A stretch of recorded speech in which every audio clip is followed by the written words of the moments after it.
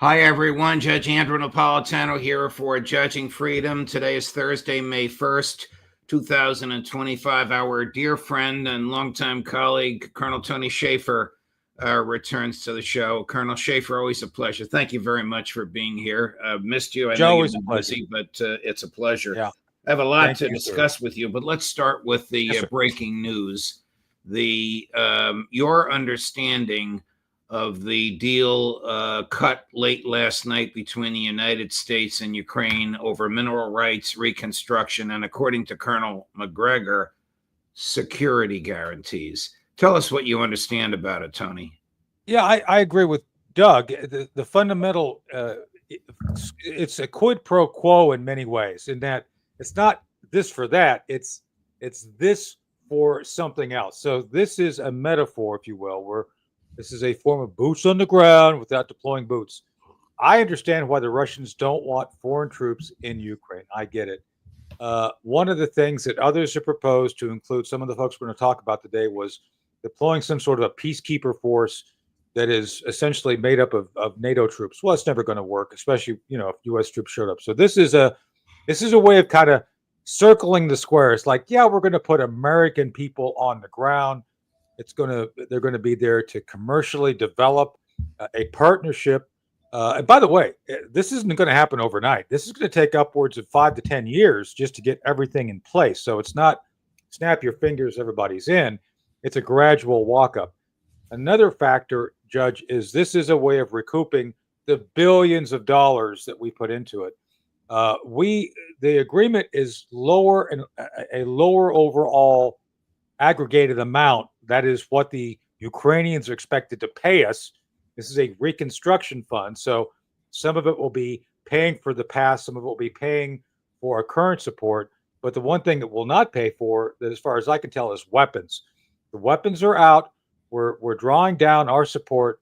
Those weapons in the pipeline end within, I think, 2 months. By July, all the things we promised and bought for them is going to end. So the one thing that's not in this deal are new weapons. So that's important to recognize. So a couple of questions. Sure. Ritter says much of the land that has the minerals, the profits from which the United States wants to share in, are under Russian control, and to that extent, portions of this are moot. And McGregor says there is a security guarantee. And the minute we put an American soldier in uniform, literally boots on the ground, we have World War III with Russia. We do. Well, I don't see the latter happening under the agreement. Nothing I've seen in the agreement says there's going to be U.S. troops. It'll be investors. I agree with the fact that the grand majority of the terrain, the territory that has rare earths, is in Donbass and the Hell territory. With that said, Judge, that's why we're negotiating with Putin, too. Putin has said to Trump, hey, we'll give you rare earths, too. So I think it's a good thing. But let me be clear on this, and this may get me in trouble with your audience. We need to be looking for rare earths right here in the United States. One of the things I think we've neglected is developing a sustainable path to these minerals we need for a 21st century society right here. Tennessee, Utah, Oregon, Montana, we all have these things. It's just our environmental movement has prevented us from going to exploit our own. Well, Trump wisely, in your opinion and mine, if I can speak for you, because I think I know where you stand on this, will dial back the environmental extremism that has prevented that kind of exploration. And the country, I mean, the loony lefties are still the same, but the vast majority of the country wants that stuff dialed back, not eliminated, but dialed back to a reasonable level. But back to Ukraine. Can Trump negotiate a peaceful end when the linchpin of that has to be ceding Crimea and most of the 4 oblasts to Russia? And if Zelensky does cede that, he's a dead man. Agree? I agree that he's a dead man no matter what, Judge. His usefulness to both sides is about to end.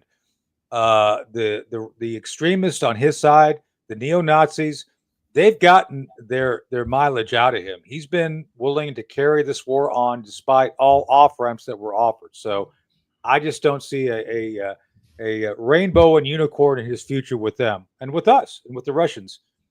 He has been essentially unwilling to actually examine realistic options going back to the beginning of the war when there was an off-ramp given.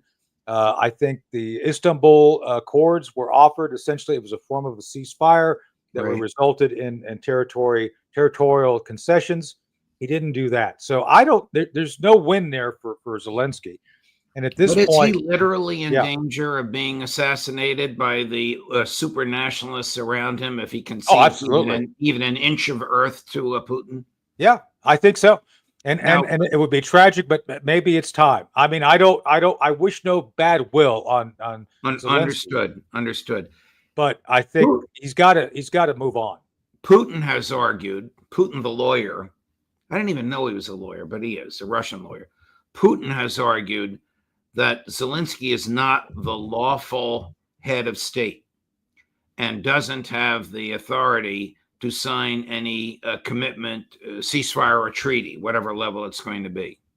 Right. Might the same be said of this agreement that his Minister of Finance, whoever it was that flew over here yesterday, signed with our Secretary of the Treasury? Not a lawful government, not a lawful agreement. Well, I think the Ministry of Treasury has more authority and potential legal standing than Zelensky, to your point. I think Zelensky at this point has gone against their own constitution, even though the Ukrainian parliament has said, yeah, we know the constitution, we're backing him anyway. I think there was a vote of confidence just right, I think in late January, early February, because President Trump also said, hey, there's doubts about this guy being legit. So that will be called into question. Plus, there's a question of what exactly did the Ukrainians sign with the British back in 3 days before President Trump's inauguration in January. I think it was 17th of January. The British signed some sort of a comprehensive deal for this. So I'm still worried, Judge, that the Ukrainians may have done double, triple dealing where, yeah, they've already signed these mineral rights off to the British, and we're going to have to litigate this somewhere down the road. So I trust no one. I trust no one at this point. This is like a first year of law school examination question. A guy sells the same product to two different people, and neither of them knows about it. Who ends up owning it? It's a legitimate question. It's a legitimate question. So, is General Kellogg legitimate? I mean, the proposal that he offered, Tony, most respectfully to his 3 or 4 stars, I think it's 4, is so dead in the water from minute one. One wonders why the Trump team even allowed him to come forward with it. And he's still selling it. He went on with Martha McCallum yesterday afternoon saying, I got Zelensky to agree to most of it. So I want to be respectful but direct regarding Kellogg. Kellogg is in the Jack Keane Center for the Promotion of War. Center for the Study of War group, right, who really are trying their best to maintain Putin bad, Zelensky pure. We need to continue the war no matter what. That's what they're doing, and I am concerned that Kellogg does have a seat at the table because what he says on the air is empty of any factual support in reality. Yes. Let's be clear. This is a special military operation. I'm a military guy. I understand that this is not a quote unquote invasion of Ukraine. I understand that an invasion of Ukraine would look a lot different. As a matter of fact, right now, the Russians are preparing to return to the offensive. I think they could return to the offensive within, 2 or 3 weeks. It would still be a limited offensive along the current contact lines, somewhere along that thing. It's not a Patton style breaking of lines going towards Kiev. It was never meant to do that. The pressure on Kiev was to put pressure on Kiev. It was not, they were trying to take the whole country. So when he says, we have stopped Putin from taking Ukraine, it's like, no, you haven't. He never wanted the whole thing. He had a limited set of objectives, which, by the way, Judge, He's met about 80% of them. Agreed. So, Agreed. So when he comes on and says this, what I consider neocon propaganda, he loses credibility with people like us. And I don't think he serves the president well, because what he's telling the president is not supported by the facts as they are. So I'm very concerned anytime I see this sort of thing. The core of what he has offered is dead in the water. It's a NATO organized. The minute you say NATO, it's dead in the water with Putin. But a NATO organized division of Ukraine, the way Germany was divided after 1945. Now, here he is yesterday with Martha McCallum saying, oh, they've agreed to 22 points already in London last week. He won't tell you what 22 points they were, but here's what he had to say. About London last week, where we sat down with the Ukrainian team, with the Europeans as well, and we had 22 concrete terms that they've agreed to. What they want to, at the very first, and what they have, is a very comprehensive and permanent ceasefire that leads to a peace treaty. When I mean comprehensive, sea, air, land infrastructure for at least 30 days. Why is 30 days important? Because it can build to a permanent peace initiative. And the reason why 30 days is important, it stops the killing. That's what President Trump wants to do. Catch what he said, who agreed, the Europeans and the Ukrainians. Yeah. The Russians weren't at the table. So who's agreeing with them? Again, I've said this, there's two ships passing in the night. The Europeans with Zelensky and his extremists, and Vance, Rubio, and President Trump and the Russians. There's no there where these things come together. So I can only imagine that they're allowing Kellogg to go do your little negotiations, because I'm just telling you right now, from what I've seen, that the core Trump team's not buying into what Kellogg's saying. I mean, NATO is off the table. The idea of French troops, British troops coming in as some sort of a peacekeeper, again, it's off the table. It's a red line the Russians have said. Do you think the Kremlin takes General Kellogg seriously? No, I don't. I don't. And again, I'm trying to be respectful to General Kellogg and his service, and understand that maybe President Trump has him in the game for a reason. With that said, that reason is not credible to those we have to convince to end this. Remember, the Russians are winning. Any grace that Putin gives the process is because Putin does want an off-ramp that will benefit all parties. This Kellogg proposal is imposing NATO's will on the Russians. That's not going to happen. It's just not going to happen. Here's what Foreign Minister Lavrov had to say on Sunday about the 30-day Kellogg proposal. Chris, cut number 6. If you want a ceasefire just to continue supply arms to Ukraine, so what is your purpose? You know what Kaja Kallas and what's his name, Mark Rutte, said about the NATO ceasefire. Secretary General and the European Union.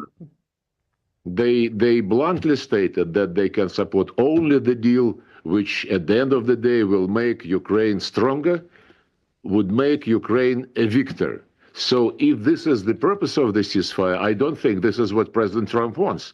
This is what Europeans, together with Zelensky, want to make out of President Trump's initiative. Yeah. So this, what Kellogg's pushing is Minsk 3. Minsk 1 didn't work. Minsk 2 didn't work.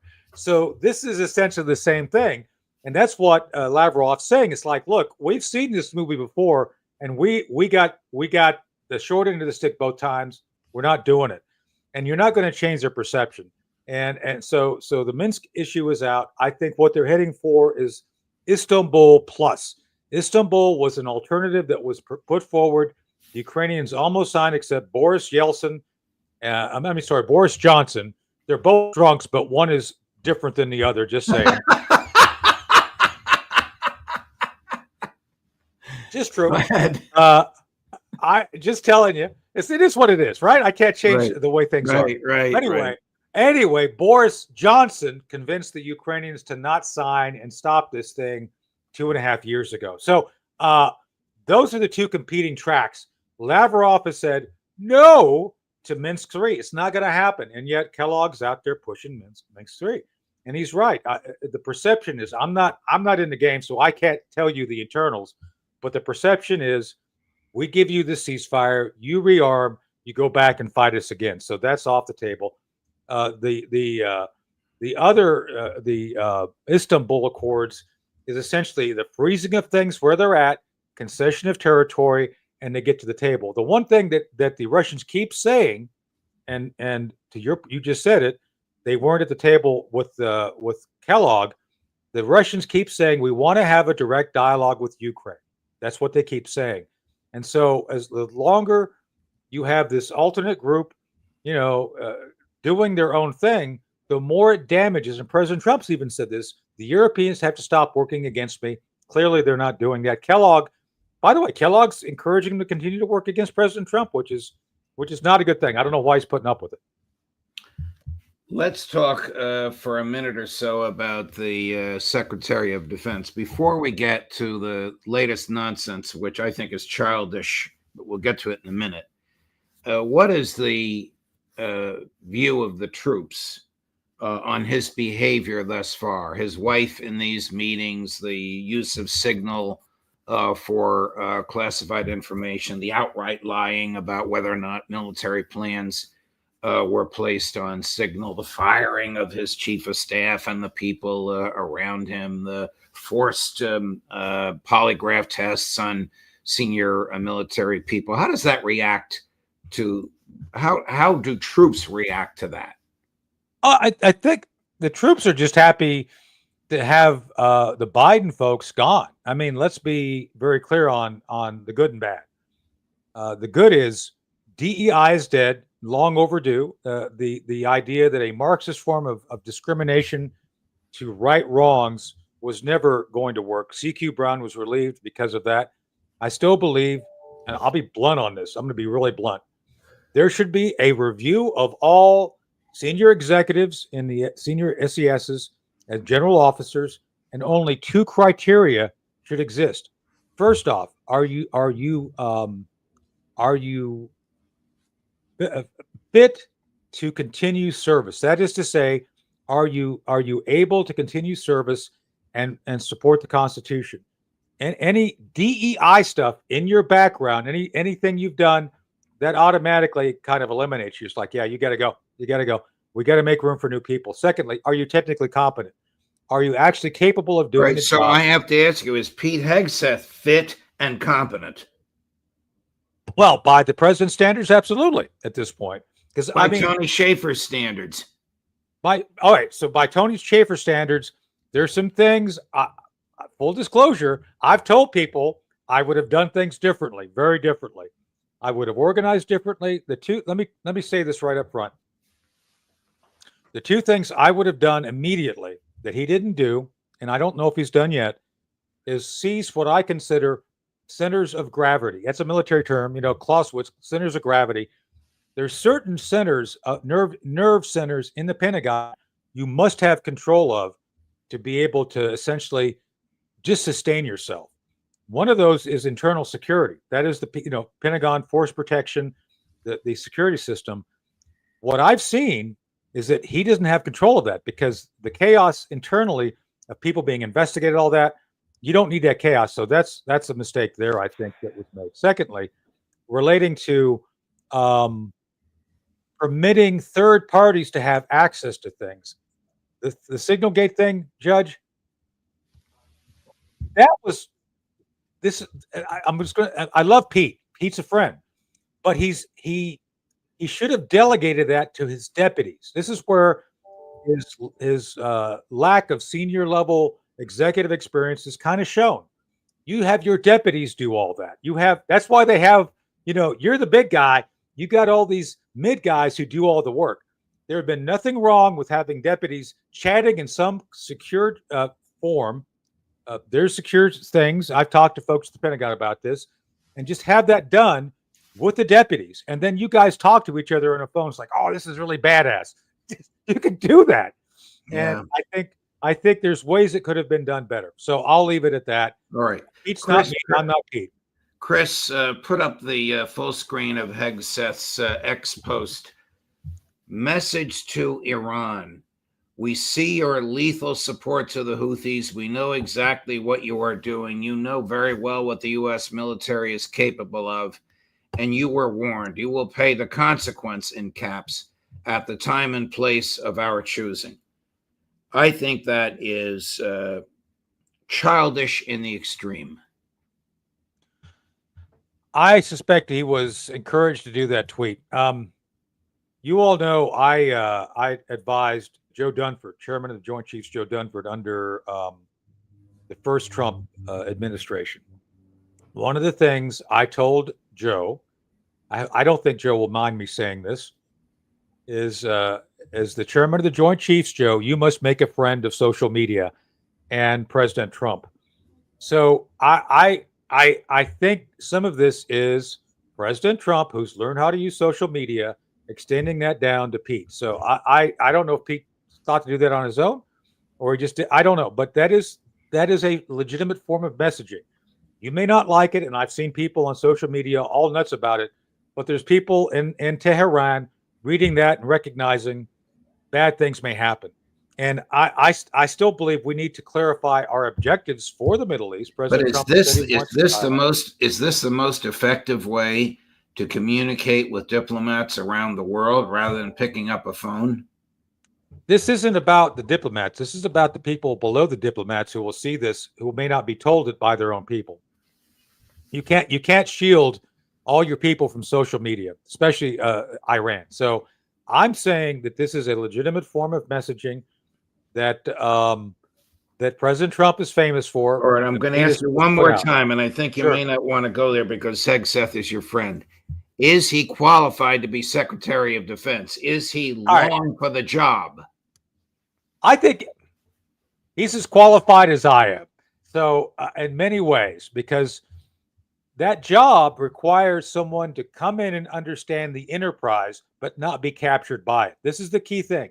So as much as I think maybe I'd have a better understanding of some of the structure, because I've advised the chairman of the Joint Chiefs.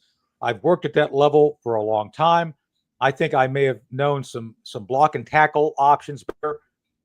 The big issue here, and this is why they want him out, Judge, is that he's not part of the military-industrial complex. He's not from Raytheon. He's not from, remember, all these other guys, even Jim Mattis.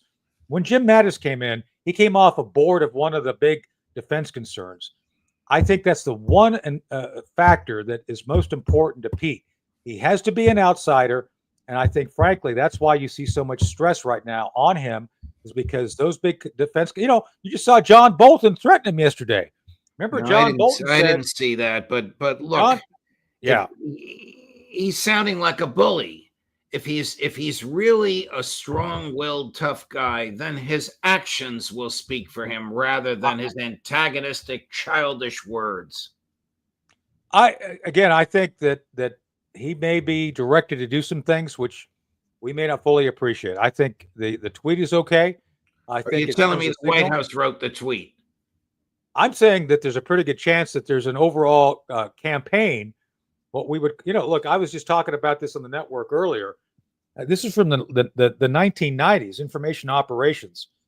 So one of the things that we recognized a long time ago that cyberspace is a military dominion. It is a legitimate area where you will have conflict. So this all may well be part of a larger campaign, information operations campaign, designed to create certain conditions or potentiality within the mind of an adversary. So I wouldn't put it past people from doing that. And I'm not part of it. Obviously, I wouldn't be talking about it if I was part of it. So. All right, Tony, thank you very much. I almost forgot how much fun it is to be on with you at the crack of dawn, but it's a pleasure to have you back on the show. I hope we can do it regularly. Yes, sir. Thanks for having me. By the way, are you a commissioner yet? Have you been sworn in? Yeah. No, I've been a commissioner since December, and man, oh man, I'm on 5 different committees to include, get this, I'm on 3 medical committees. I'm on the hospital committee, the regional health committee, and Trillium, which is like mental health. And by the way, Judge, I've asked the county to get some money so I can go to medical school since I'm not a doctor, but I should be a doctor to be on all these medical things. So, but no, it's an uphill climb. I'm learning a lot about local government and how things work. So I actually appreciate the opportunity. So it's been fun. So thank you for asking. All right. All the best, Tony. Thank you very much. You. We'll see Thank you you, again Judge. soon. Thank you. And coming up later today at 11 o'clock this morning, Aaron Mate. At 2 this afternoon, Colonel Lawrence Wilkerson. At 3 this afternoon, Professor John Mearsheimer. And sometime during the day, because he is very hot over the so-called deal between Ukraine and the United States, Colonel Douglas Macgregor. Judge Napolitano for Judging Freedom.